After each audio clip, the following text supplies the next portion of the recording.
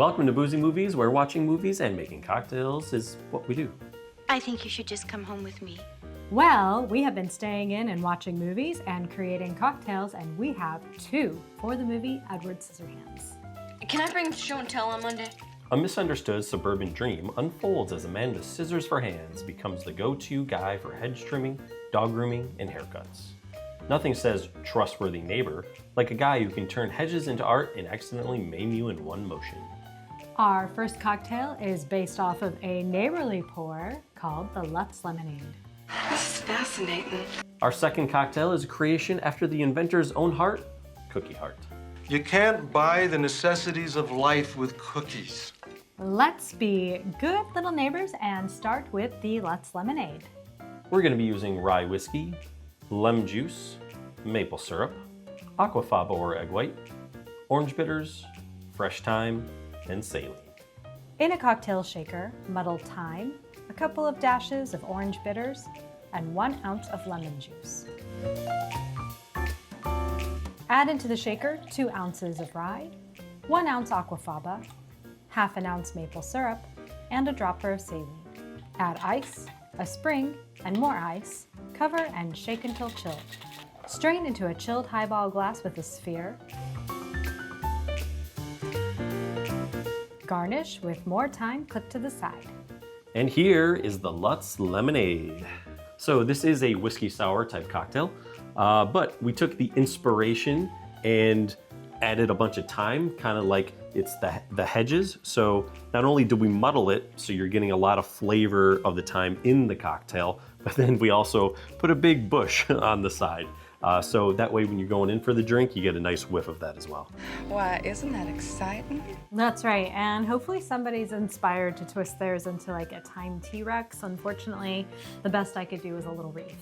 You may think that, but you're wrong. The rye is actually usually a pretty bitey flavor in here, but the aquafaba really rounds all of that out, as well as the thyme. Then you blend and blend and blend. They kind of play off of that rye where you don't notice that bitiness and you don't get all of that sort of extra hay flavor that you tend to get from rye. You gotta learn not to take things so literally. So this is a very lemonade-y type drink, which is what we wanted to do. You may remember in the movie, there's a scene where Winona Ryder's character comes home and she totally freaks out because Edward's in her bed. And I think most of us probably would in that scenario.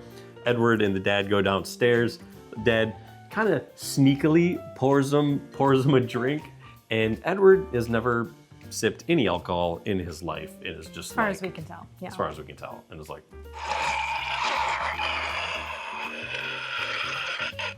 what I really loved about this movie was, of course, like all the play on the characters. Edward asks, "What is it?" And he's like, Lemonade. and then action kind of stops and he like stops to like listen to see like what's going on upstairs. I think that's like so characteristic of like kind of the father dad buddy figure who's like, what's going on up there? Can I pour this drink right now? am I gonna get busted for having a drink in the middle of the night? Yeah. So let's cut the comedy for a little while, all right? Well, and then what takes it even further is the scene following this. He is helping out the neighbor. I don't know if he's trimming hedges or he's doing her hair or whatever. And then she offers him lemonade, and he has this preconceived notion that this is really lemonade. So the reason why we call this Lutz Lemonade is because it was filmed in a small town close to Tampa called Lutz, Florida. And so that's why it is called Lutz Lemonade. What a fun little neighborhood. Avon calling. Hey there, neighbor. Don't forget to like, subscribe, hit that alert bell. Thanks. All right, time for some Cookie Heart. May I help you with this? For Cookie Heart, you're going to need white rum, coconut rum, Frangelico, amaretto, lemon juice, vanilla butter mix recipe below, heavy cream, saline, vanilla simple syrup, and toasted coconut milk powder. Prepare a coupe glass with a thin rim of rich vanilla simple syrup, and then dip into the toasted coconut milk powder or malted milk powder. In a shaker tin, combine 1 ounce white rum, 1 ounce coconut rum, a half ounce Frangelico, a 1/4 ounce amaretto, a 1/4 ounce lemon juice, a half ounce vanilla butter mix, a half ounce of heavy cream, and a dropper of saline. Add ice, cover, and shake for 30 seconds. Strain into the prepared coupe with a scoop of shaved ice. Bonus if it's in the shape of a heart.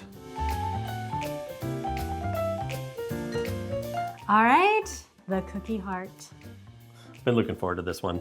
Yes, it is fun and it's tasty, and this is honestly our tastiest cookie martini yet, or sugar cookie martini. What do you think? Good, isn't it? We made some modifications to it. We're definitely using real butter here. Initially, we had done like rice milk and like more of a thinner milk. We were using like cream here, and it is much nicer. It's just a little more thicker and better consistency. You get a nice smoother taste. Great. Yes, and the other alterations that we have made is that we used white rum and coconut rum rather than using a typical vodka is what you find out there for sugar cookie cocktail recipes. There isn't any other way.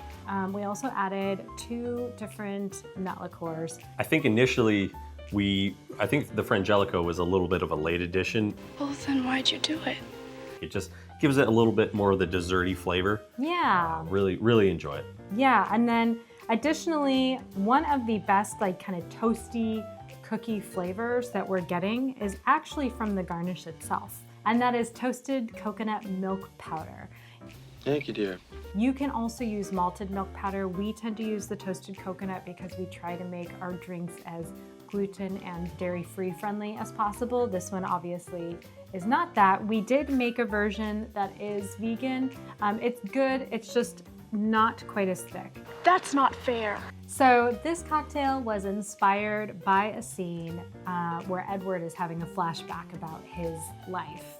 It's a weird scene where he's like kind of in the kitchen and he's in there with Peg, and all of a sudden he sees the can opener turning, and then all of a sudden that kind of dissolves into the factory where his inventor got some sort of like conveyor belt machine. It looks like he's making cookies, and then right at the end there's this big cookie heart that kind of comes out of the conveyor belt, and he holds it up to almost like a Tin Man kind of thing, and that's where he sort of has this vision for Edward and sort of creating him. That is the huge influence, is that this cocktail is sort of embodies Edward, you know, from the cookie heart. And I guess I could have gone with a lettuce cocktail too, because he was like the lettuce cutter. Yeah. But Brian decided that we should go with a cookie one. I agree with him. Also, the shaved ice was the idea based off of the very end where Edward is making an ice sculpture. And as he's like shaving that, all of these shavings are flying into the air and it looks like snow. And then the ice shaving kind of becomes his little Hallmark card to Kim throughout the years, which is really sweet. Come on, let's get you sharpened up. So why don't you bring in that cocktail? We're gonna talk more about Tim Burton. Yeah, Tim Burton, anyone who knows his work, he's so distinct. I feel like when you're watching a Tim Burton film, his production design, the sets really stand out. And for me, this era is probably my favorite Tim Burton era. He was doing, he had started off with Pee-wee's Big Adventure, and then Beetlejuice, we had Batman, Edward Scissorhands, Batman Returns. But this is his first movie with Johnny Depp. Yes, I know. And they develop a really sort of just good collaboration and relationship over the years. Been in a number of films. They reach a certain age, they develop these gland things, their bodies swell up. Yeah, he was in a lot of Tim Burton creations, right? Sweeney Todd, Alice in Wonderland. Sleepy Hollow. Is there a more iconic duo? I mean, everybody's gonna say De Niro and Scorsese. I think you could make a little bit of an argument for Samuel L. Jackson and Tarantino, although some of Samuel L. Jackson's roles are a little more supporting in the Tarantino work, but he always writes an amazing part for him. Sometimes. It's really fun when actors and directors have those collaborations, but this one is one of those special ones. You have a star director and a star actor, so it's pretty cool. Yes. So we are heading into everybody's favorite time of year. It's pretty much Tim Burton season. He's got a lot of movies kind of, you know, in October, the Halloween, fall We did Nightmare Before Christmas last year, I'd give my left nut to see that again. and we are doing, well, Edward Scissorhands Beetlejuice is coming up. What other It would be Tim fun to do like a Sleepy Hollow or a Sweeney Todd. I think those would be really cool, but maybe not this year, but maybe next year. So Yes. please let us know below if you guys would like us to do some other Tim Burton movies. Just do it. He's really creative, allows us and inspires us to be creative too. So come back next week. We've got 2 more cocktails and another movie coming up. We've got another Tim Burton movie, and we're looking forward to seeing you. Absolutely. So hopefully you're looking forward to seeing us. All right, time to cheers. See you next week.